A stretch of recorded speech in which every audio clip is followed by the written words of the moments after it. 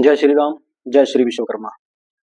साथियों, जब सभी देवता वास्तु पुरुष को मार पीट कर जमीन में दबा देते हैं, तब भगवान विश्वकर्मा के कहने पर फिर वास्तु पुरुष को सभी देवता मिलकर जमीन से बाहर निकालते हैं। और वास्तु पुरुष कहता है कि हे प्रभु, मैं आपका मानस पुत्र हूँ, मेरी इस पृथ्वी पर कहीं भी पूजा नहीं होती, सभी देवी देवताओं की पूजा होती है। तब भगवान विश्वकर्मा वास्तु पुरुष को इस पृथ्वी पर भूमि निर्माण के समय में सर्वप्रथम पूज्य होने का वरदान देते हैं।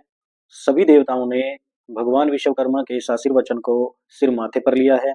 सभी देवताओं ने भी यह मान लिया कि आज से भगवान विश्वकर्मा ने जो वरदान वास्तु पुरुष को दिया है, उसके अनुसार इस पृथ्वी पर सर्वप्रथम भूमि पूजन के दौरान जहां कहीं भी कोई देवालय, शिवालय या मकान आदि बनाया जाएगा, वहां पर वास्तुदेव का पूजन होगा। साथियों, भगवान विश्वकर्मा इस ब्रह्मांड के सबसे पहले वास्तुकार हैं। भगवान विश्वकर्मा ने ही वास्तु पुरुष को देवों में स्थान दिया है और सर्वप्रथम पूज्य होने का वास्तु पुरुष को वरदान दिया है। जब भगवान विश्वकर्मा ने वास्तु पुरुष को वास्तुदेव होने का वरदान दिया है, देवों में पूज्य होने का वरदान दिया है, तब वास्तु पुरुष के पास बल के सिवा कुछ भी नहीं था। तब भगवान विश्वकर्मा कहते हैं कि हे वास्तु पुरुष, आज से इस धरती पर, इस पृथ्वी पर जहां कहीं भी तुम्हारी पूजा होगी, जहां कहीं भी तुम्हारा आवाहन होगा, तुम्हें हर स्थान पर अपने एक रूप में वास करना पड़ेगा। और जो व्यक्ति तुम्हारी पूजा करेगा, तुम्हारी अर्चना करेगा, उसके मनोरथ पूर्ण करने होंगे, उसकी कामनाएं पूरी करनी होंगी, उसका भला ही तुमको करना होगा। तब भगवान विश्वकर्मा वास्तु पुरुष को वास्तु शास्त्र का ज्ञान देते हैं। पहले वास्तु पुरुष के पास बल के सिवा कुछ नहीं था, वास्तु अनपढ़ था, वास्तु के पास किसी भी प्रकार का कोई ज्ञान नहीं था, वास्तुदेव के पास किसी प्रकार का कोई ज्ञान नहीं था सिवाय बल के। वास्तु पुरुष अति बलशाली था।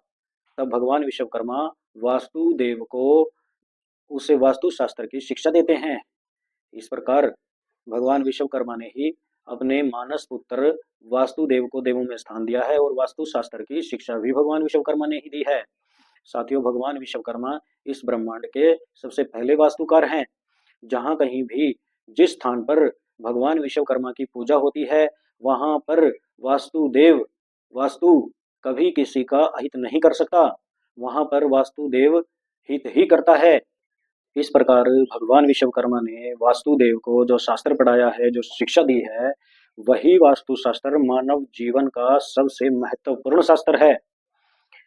हर मानव के जीवन में वास्तु शास्त्र का, वास्तु का बहुत बड़ा महत्व है। साथियों, वास्तु जो है वो है जीवन जीने का तरीका, जीवन कैसे जिया जाए। साथियों, वास्तु हर इंसान पर लागू होता है। और साथियों, जो जीवन जीने का तरीका है, सुबह से लेकर शाम तक जो शास्त्रों के अनुसार जीवन जीने का तरीका है, वही तो वास्तु शास्त्र है।